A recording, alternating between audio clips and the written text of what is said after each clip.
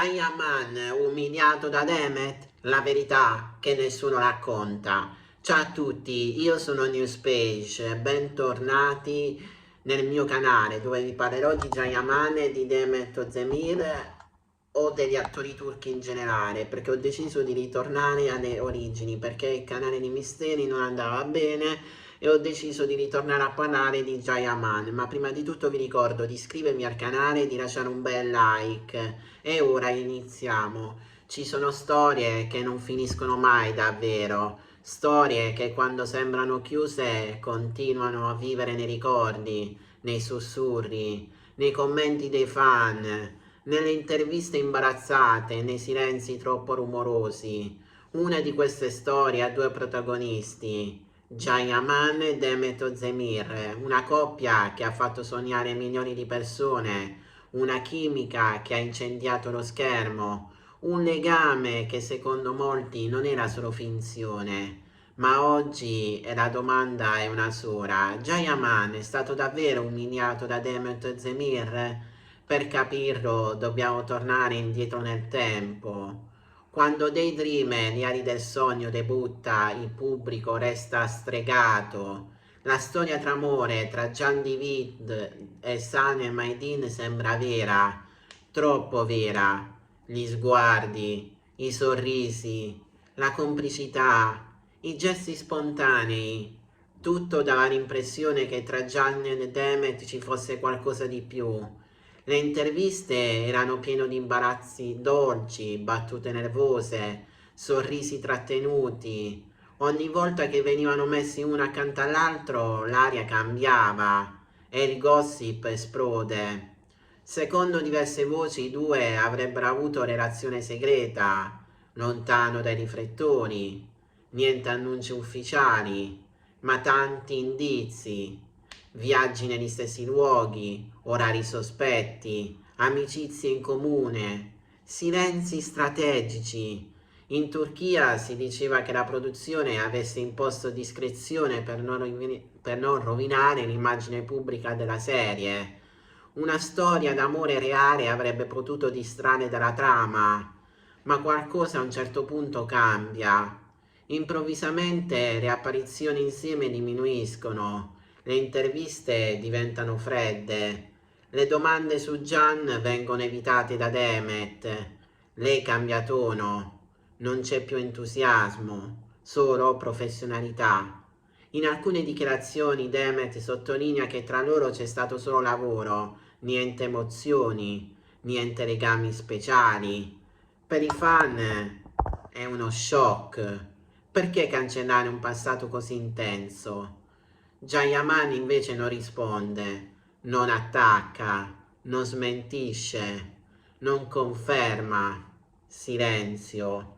Ed è proprio questo silenzio che molti interpretano come una ferita, perché quando una persona viene ignorata non serve un insulto per umiliarla, basta far finta che non sia mai esistita.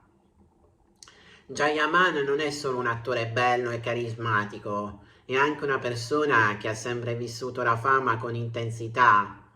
Dopo il successo in Turchia decide di cambiare tutto, si trasferisce in Italia, impara una nuova lingua, affronta un pubblico diverso, diventa una star internazionale, fiction, eventi, interviste, fanno ovunque, ma dietro le luci c'è la pressione. Secondo alcune indiscrezioni, Gian avrebbe vissuto momenti di forte stress emotivo, critiche aspettative, solitudine, e in mezzo a tutto questo il fantasma di Demet. Un passato mai chiarito, una storia mai raccontata, una relazione mai ufficializzata.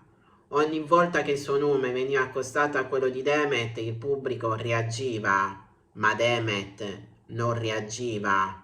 Ed è qui che nasce la narrativa dell'umiliazione.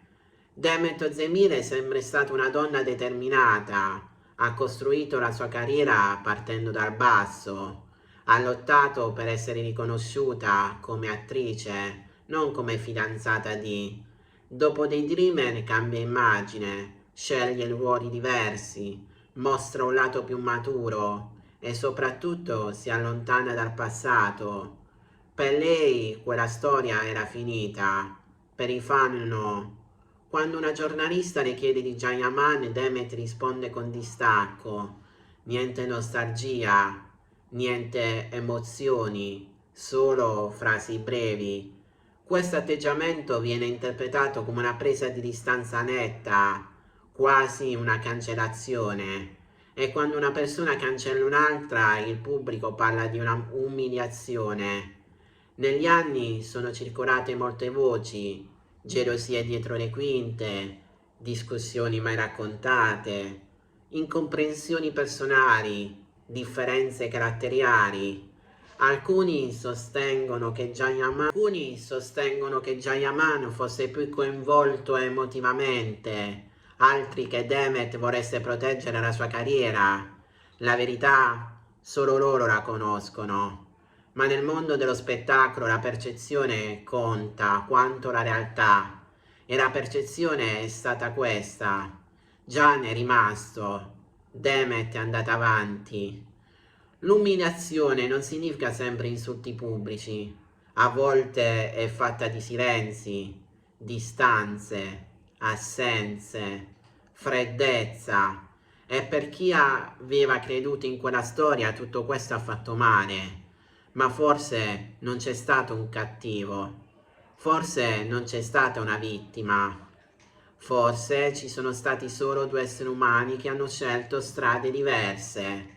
Nel mondo dello spettacolo le favole vendono, i drammi fanno audience, i silenzi creano mistero, ma dietro ogni gossip ci sono persone vere, con emozioni vere, con fragilità vere.